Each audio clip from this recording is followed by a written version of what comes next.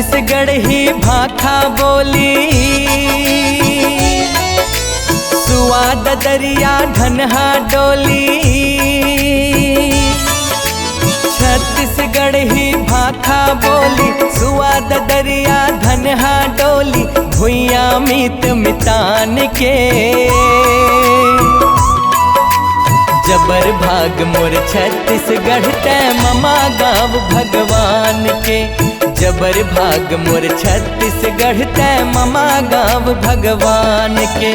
छत्तीसगढ़ ही भाखा बोली, सुवाद दरिया धनहा डोली। भुइया मीत मितान के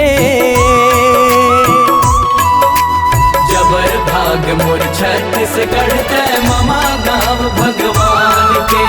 जबर भाग मोर छत्तीसगढ़ तै ममा गाँव भगवान के।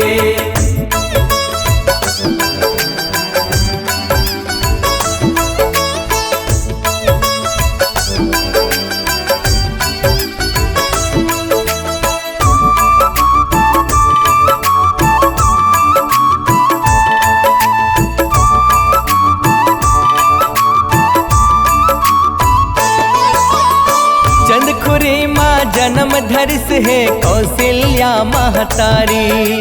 बिचतरिया माँ मंदिर जे कर दर्शन के सुख भारी।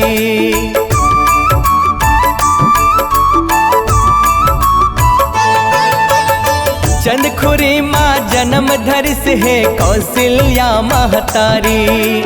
बिचतरिया माँ मंदिर जे खर दर्शन के सुख भारी।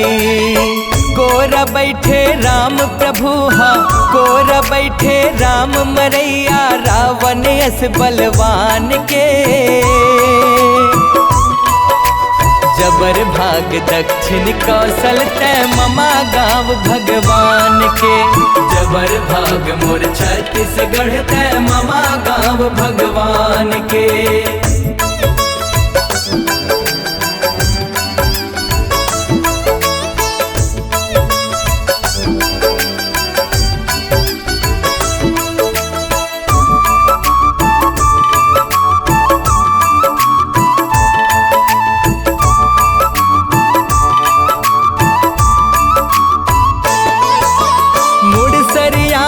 कोरबा कोरिया भरे है करिया सोना।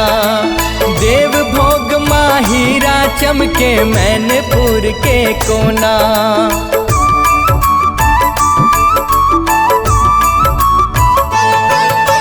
मुड़सरिया माँ कोरबा कोरिया भरे है करिया सोना। देव भोग माँ हीरा चमके मैनपुर के कोना। बैला डीला दंतेवाड़ा, बैला डीला दंतेवाड़ा। ठौरी लोहा खदान के जबर भाग मोर भुइया तैहा ममा गाँव श्री राम के। जबर भाग मोर छत्तीसगढ़ तै ममा गाँव भगवान के।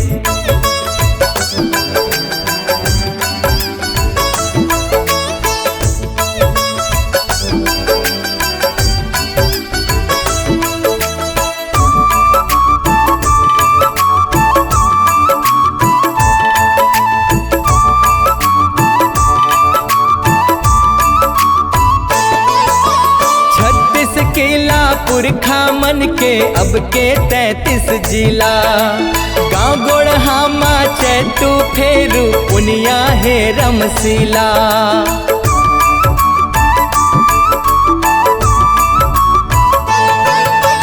छत्तीस केला पुरखा मन के अब के 33 जिला।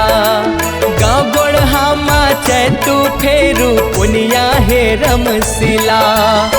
पहुनला सन्मान मदे थे, पहुनला सन्मान मदे थे। लोटा में पानी लान के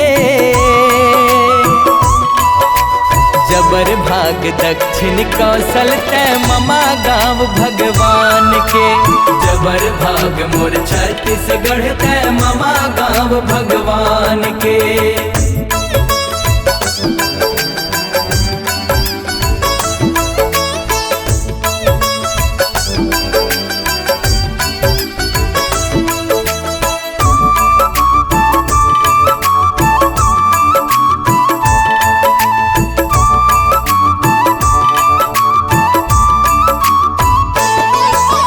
रतनपुर सिरपुर सिहावा जंगल हरियर अचरा, इंद्रावती शिवनाथ सुनावे महानदी जस पचरा।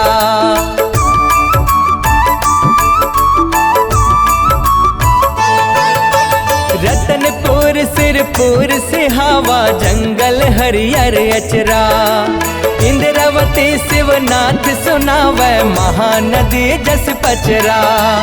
आरंग नगरी मोरज ध्वज के, आरंग नगरी मोरज ध्वज के, महिमा गाथे दान के। जबर भाग दक्षिण कौशल तय ममा गाँव भगवान के।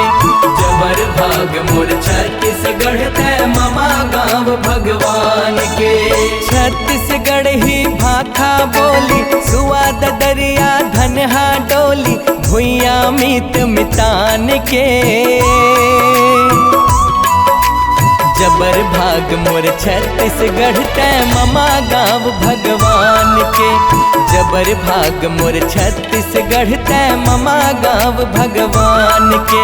जबर भाग मोर छत्तीसगढ़ तय ममा गाँव भगवान के। जबर भाग मोर छत्तीसगढ़ तय ममा गाँव भगवान के।